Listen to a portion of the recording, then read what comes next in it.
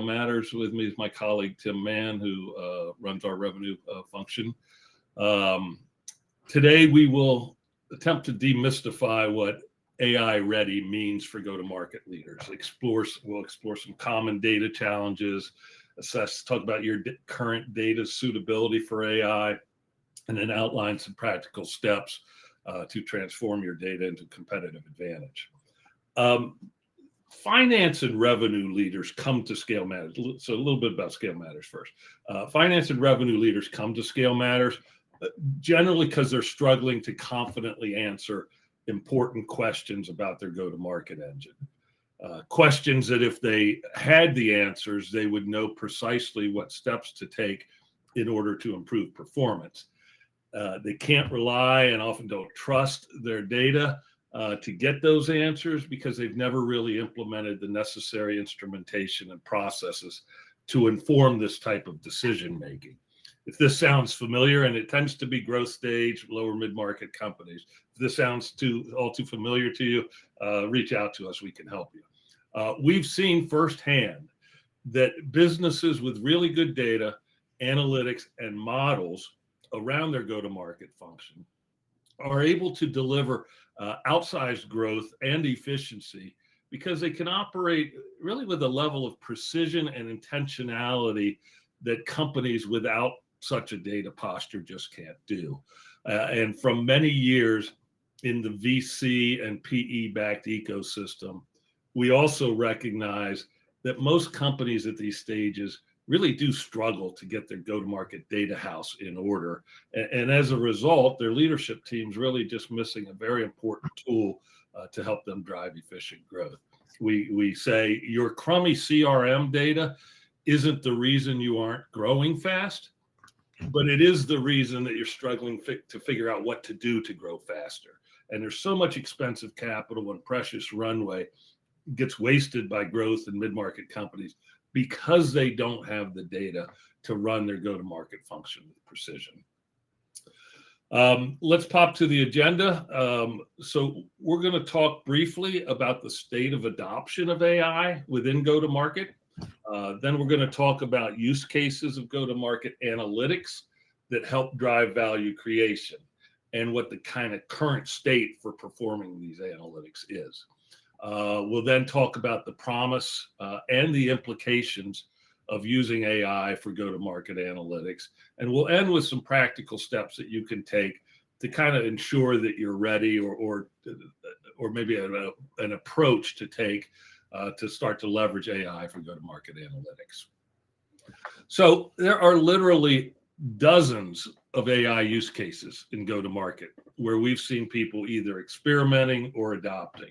A lot of it has tended to be top of funnel focused with things like prospect research, hyper-personalized prospecting, lead qualification, et cetera. Some of the use cases are bottom of funnel focused, helping sales teams improve their competencies, while even others are kind of post-sales focused, maybe helping a CS team get ahead of the curve on retention. And then there are analytics use cases, which kind of span the entire customer journey, uncovering opportunities to accelerate efficient growth and providing models to help leadership teams better understand kind of the impact of any actions they take. Curious for those of you on the call today, if you are comfortable sharing it where you are experimenting with or even fully leveraging AI today. If you don't mind, just maybe share your use case in the chat. I'll just give a minute to see if anybody has anything to offer up.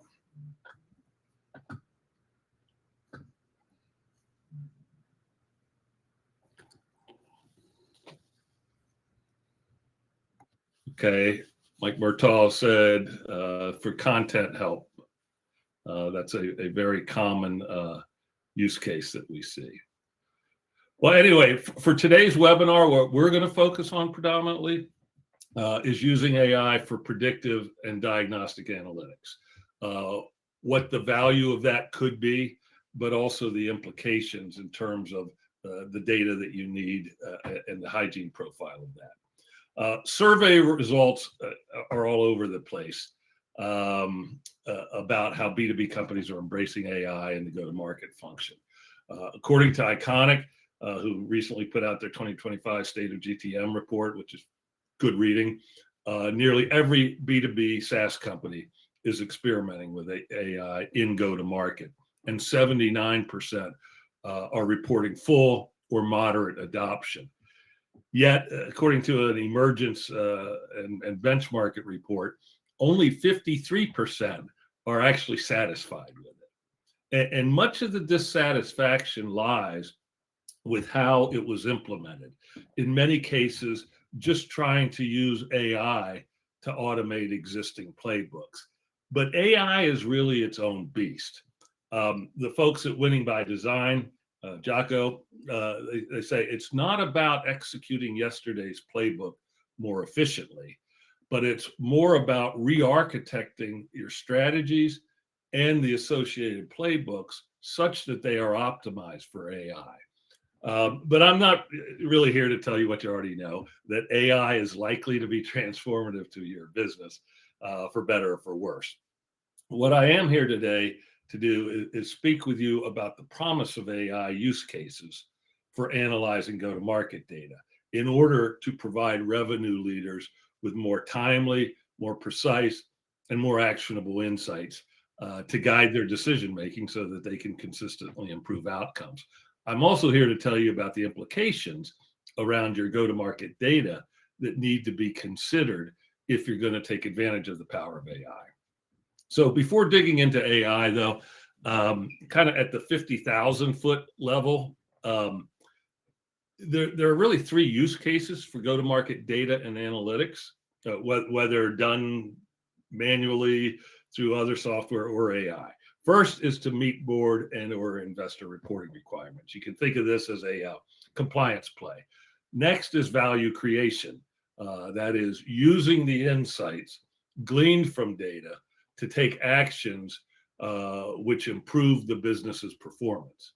And finally is exit or investment readiness, basically making sure you have the necessary data in order to allow an investor to efficiently and positively value the business. Value creation use cases are where analytics chops can really make a difference, propelling a company to outsized growth and efficiency. If you nail the value creation use cases, you will by default be board and exit ready. So we're going to use value creation as the context for our discussion today. On this slide, we're going to provide a very simple visualization of a typical SaaS growth model. The essence of the subscription growth model is that you have some starting ARR at the beginning of the period. You add to that ARR from new logos that are acquired during the period. Then we subtract the ARR from any customers who either churned or reduced their contract size during the period. Tim, go ahead to the next two. Then we add back any increase in ARR that we got from existing customers because of upsell, cross-sell, and expansion. And the effect of all of these is ending ARR, which hopefully is meaningfully greater than beginning ARR, right? That's the SaaS growth model. Now, maybe your business isn't a subscription model. Maybe every year you're actually starting from scratch and you need to grow by doing more than you did last year. For these more traditional businesses, your growth model is likely just the new logo funnel. And you've got to get more through it. Though if you make something that folks could conceivably buy more than once, you might also have some separate motion and funnel for mining new opportunities within your current or former customers. For this session, we're going to use the SaaS growth model as context, but it really applies to any business model. Understanding the simple building blocks of the model helps us to sort of define a certain set of actions or buckets of actions that we can take to improve performance, what we call value creation levers. The first actions you can take are to drive an increase in the number of leads, right? Entering the top of funnel that actually match your ICP. The second set of actions you can take are to balance your resource capacity across the top, middle, and bottom of funnel so you're not over-investing or under-investing in certain parts of the funnel. Third growth lever, one most people focus on, is to increase the conversion rates throughout the new logo funnel. You can potentially take some actions that increase your average deal size. You can take actions that reduce churn and downsell. And finally, you can take actions that could increase upsell, cross-sell, and expansions. The importance of data analytics, this is the why behind data analytics when it comes to value creation, is so it informs us in order to choose one set of actions to take versus some other set of actions, right? It's all to inform the actions that we take. Now, let's just look at some examples of the type of analytics that are necessary to drive improved performance. The first value creation lever from the previous slide was to increase the number of leads entering the funnel that match our ICP. Well, the first bit of analysis we will need is something that helps us actually understand what our ICP is.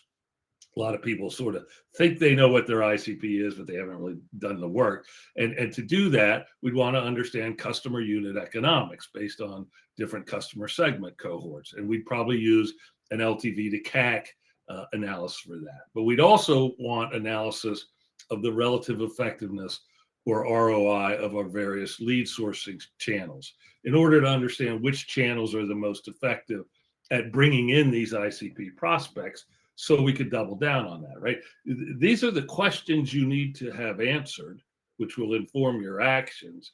It's the analytics that will provide you with the answers to these questions. Or perhaps, we thought there was a significant opportunity to improve funnel conversion rates.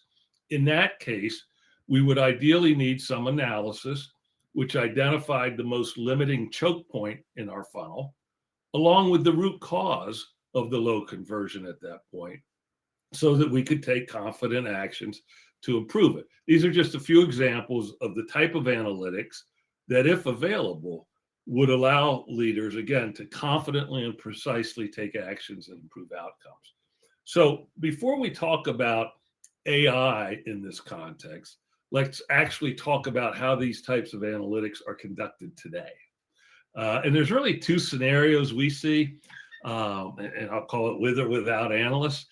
In companies that are, roughly 50 million in ARR or higher, these analyses, or the process of doing these analyses, are the purview of a go-to-market analyst. And that person would typically sit either in a RevOps function or in an FP&A function. You can get the insights through these analysts, but as I'm about to show you, it may not be terribly efficient to do so. But let's talk about what it's like for earlier stage companies where there is no analyst, and sort of the revenue leaders are left to fend for themselves, perhaps aided partially by the help of a junior RevOps person. In these cases, the revenue team doesn't even have the benefit of these insights that can come from these analyses, because they don't have the time, and in many cases, the skill set to properly analyze the go-to-market data and curate it into actionable insights. So what happens in the earlier stage companies? We end up generally operating on gut and instinct, and that's just not good enough in today's highly competitive environments where growth at all costs has given way to demands for efficient growth. So let's kind of consider the first analysis we spoke about on the prior slide, analyzing LTV to CAC by customer segment cohorts to really understand what your ICP looks like. And Tim, let me why don't you switch to me so I can pop to a spreadsheet here.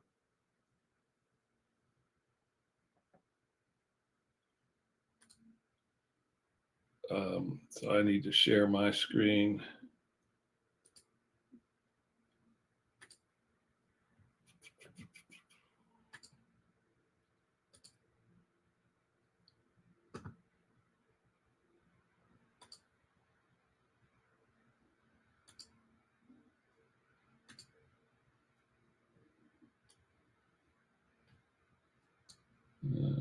Sorry.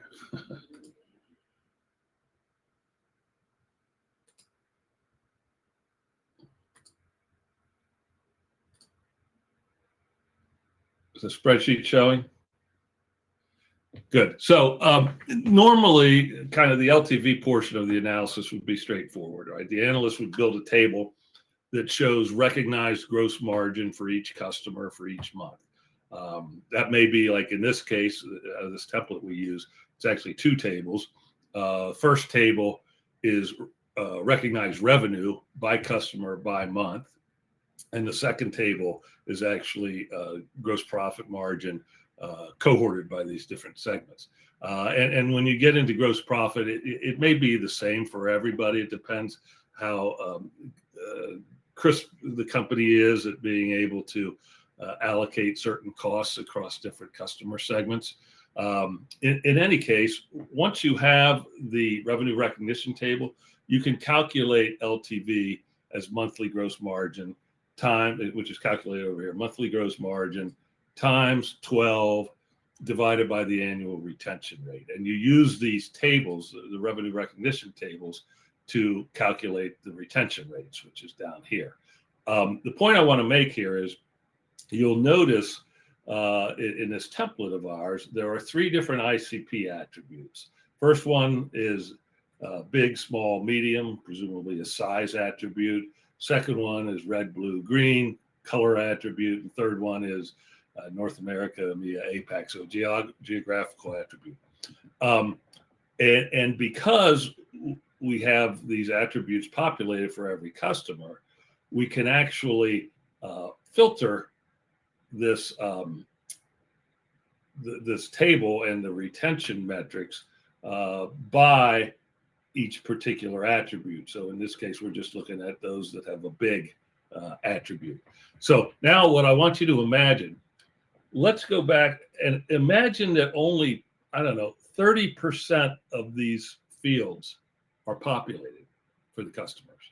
And this is a super common scenario we see where people just haven't implemented the necessary processes in order to get reliable data, reliable enrichment data. So the question is, are you willing to assume that the analysis with 30% enrichment will yield the same results as if you had maybe 90% enrichment? That's probably not going to cut it. So we're going to need to figure out, I as the analyst, I'm going to have to figure out, how do I get all these missing enrichment fields filled out, right? And so now what seemed like a pretty straightforward analysis has gotten a lot more tedious. And what seemed like it should take a couple days to answer now takes weeks or maybe even a couple of months because we need to fix the data first. Let me pop back and stop sharing. Tim, can you take over? Yeah, I got it, Scott. All right. So I want to talk now about a different example. And the point I'm trying to make is about your data readiness for analysis. Here we're talking about an analysis that identifies where the greatest friction is in the lead to deal process and what the root cause of that friction is.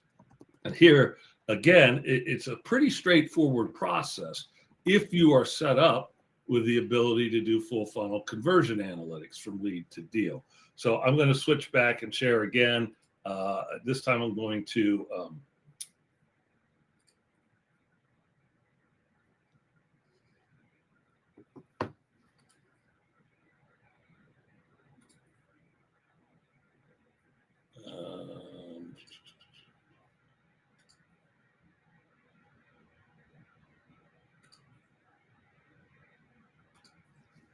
We got your screen, Scott. You do have my screen? Okay. So this is an example using our software of identifying leakage in the funnel and root cause. And you start by identifying the most limiting choke point in your funnel process. This could be friction from a conversion perspective where you're having a lot of fallout, or it could be a delay in the sales cycle, which ultimately puts deals at risk. And we do that by comparing actual performance against planned performance. And then we look for the most negative variance at a conversion point relative to plan. And then once you understand what that conversion, most limiting choke point is, if you will, then what we do is we slice that metric by various dimensions that are relevant to your business, such as sourcing channel, segment, geo, or whatever. And I'll just show you. So here we're looking at this particular part in the funnel specifically based on sourcing channel. Then we're looking at it based on sales team, and finally based on business segment. By doing this dimensional slicing, that's what typically leads to an indication of root cause, right? What's causing the conversion at this point in the funnel to be so weak. And once you understand root cause, that's a highly actionable insight. But let's say your timestamp data is all out of whack. Maybe you have salespeople that reopen old ops, which were closed, rather than creating a new op that reflects another pass through the funnel process. We see that a lot, and it makes sales cycles look like they're maybe 3 years long, when in fact they're only 45 days.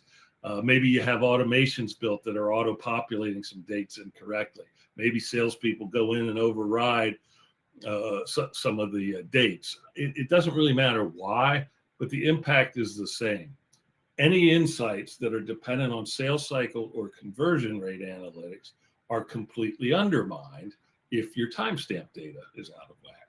So here again, what should be a relatively straightforward analytics exercise, if we look at this thing and start to recognize that we got times messed up, it now becomes a very tedious project to chase down errored records, to make a determination of how to fix those errors, and then actually go clean them and put them back into the CRM.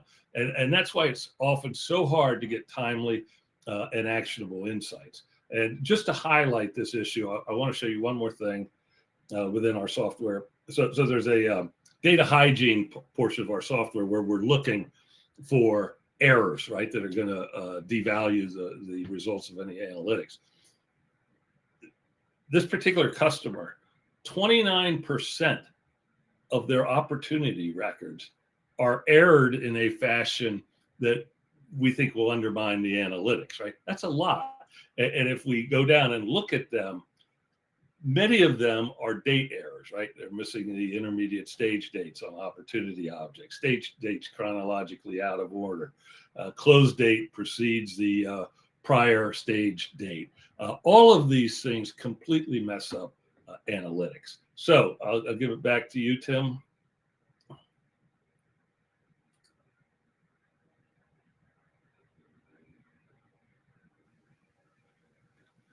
The point of all this is that the inefficiency of analyzing go-to-market data, largely because of the quality of the data, the inefficiency of analyzing it in order to create actionable insights is actually impeding our abilities to grow faster and more efficiently. So when it comes to go-to-market analytics, the promise of AI is simply that it should dramatically increase the probability that the go-to-market data actually does get analyzed, which will lead to consistently better decisions by the leadership teams. So there are some implications, though, that need to be considered when thinking about leveraging AI. One, we talked about the data, right? Simply put, the more consistent your data and the better data hygiene you maintain, the more quickly you can leverage AI for analytics, because you won't need to train it on so many edge cases, right? Or train it to recognize hundreds of bad data scenarios. Bad data and inconsistent data are what make analytics endeavors for go-to-market analysts very time-consuming and tedious. Well, guess what? It's no different when it comes to AI. You're just going to spend more time training them if you've got bad data and very inconsistent data. It's not critical that you have no bad data, but it is critical that you have consistent patterns to your bad data so that the AI can learn those patterns and then learn what to do to remediate the bad data or accommodate it in any analytics exercises. But even if you have consistent patterns to the bad data, if the volume of records with bad data, like the 29% I showed you, is significant relative to the number of records without bad data, what will happen is the AI will begin to believe that the bad data is actually good data, and the outputs of its analysis will be compromised. This is what will likely, unfortunately, make it really challenging for earlier stage companies to leverage AI for analytics. These companies the early stage companies tend to be the least disciplined when it comes to defining and following processes that yield good data. Furthermore, they just often don't have as much data as more mature businesses. So the bad data tends to represent a more significant portion of the whole data set. Incidentally, there are some pretty good products emerging that leverage AI to actually address parts of the bad data problem. Most of that today is focused on contact data issues like duplicates or missing enrichment data, but that's all very helpful. And a lot of it's helpful in terms of pushing that first value creation lever, which is increasing top of funnel ICP lead counts. So if you haven't already, there are some very specific steps you should be taking to prepare your business to be able to leverage AI for go-to-market analytics. First, you should prioritize use cases. And we recommend layering value creation levers against your growth model to do that. So here again is the SaaS growth model with the value creation levers layered on. We're recommending that you think about which of these levers represents kind of the most opportunity for accelerated growth for you. And then take that lever and ask yourself, what insights do I need to have that will inform me to take one set of actions over another within that lever? So let's take another example. We'll go back to this example of lever 3. So your team decides you think the greatest upside exists by improving funnel conversion rates. And as we touched on earlier, the insights you will need to have are, 1, where do we have the most leakage? Followed by what is the root cause of that leakage? Because it's an understanding root cause that ultimately it informs actions we can take. And similarly, we want to understand not just leakage, but delay, right? The time elements of conversion. So step 1, narrow down to the use case that you want to start with. In this case, we're going to do an analytics use case to find the leakage and the root cause. Step 2, the insights you need to have will dictate the data required to provide those insights. In the example of improving funnel conversion, the data set you need for full funnel analytics includes counts, values, conversion rates, and cycle times for each discrete step in your lead to deal funnel process. You'll need to assess your current state of your tech, how it's configured, and your processes to see if you are reliably producing the required data. And it's not good enough to have a field in your CRM, right? If you don't have a process for populating that field with legitimate values. And finally, you'll need to assess the current state of your kind of cultural accountability to following prescribed processes. Again, having CRM fields and processes to populate them are useless if no one's actually following the process. So, third step to get ready. We would recommend, actually, as a first use case of AI for analytics, that you actually leverage it to improve the quality of your data. We showed you kind of the hygiene portion of our software that actually looks for bad data that would undermine the value of any analytics. I know the next step we're pursuing at Scale Matters is to leverage AI to actually clean up the bad data. A process today that's very human intensive, and it involves first figuring out how to fix it and then actually fixing it. And then finally, once you've done all that, so you've sort of picked your use case, you've made sure you're going to have decent data, then you can leverage AI for these discrete analytics exercises. As we've discussed, a couple examples: analysis that deterministically identifies your ICP is a good one. So is analysis that identifies funnel leakage and root cause. Having any of these types of insights would be both incredibly actionable and valuable for you. So let's recap the approach. What should you do to leverage AI for go-to-market analytics? Well, step 1, you can't build a bunch of these analytics agents simultaneously. So you need to prioritize maybe 1 or 2 use cases that you think are going to be the most valuable to you. Step 2, by understanding those use cases, you can define a set of questions you need to be able to answer, and those questions will dictate the data you need to have. Then you assess your current state of your tech and processes to make sure that you have that data, and you assess your process compliance to make sure you can trust the data. Step 3, before leveraging AI for analysis, leverage it to improve your data posture.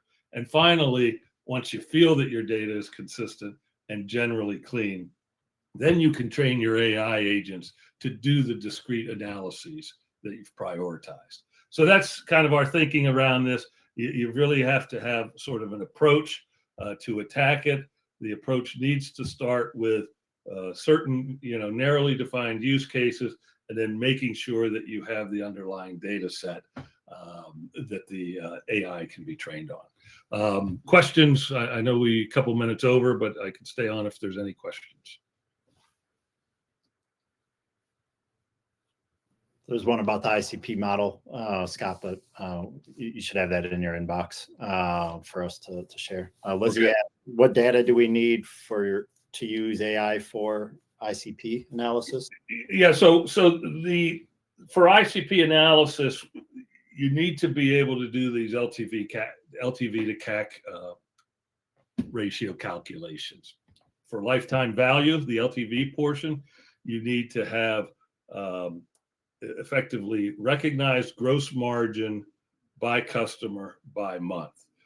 From that, you'll get your lifetime value, because that will produce the retention rates and the lifetime value. For CAC, you need to understand your cost. You have to have a model that attributes your sales and marketing and SDR costs to these various customer cohorts. So you understand, is one type of customer more expensive for us to acquire than another? So that's the data set that you effectively need to do the ICP stuff.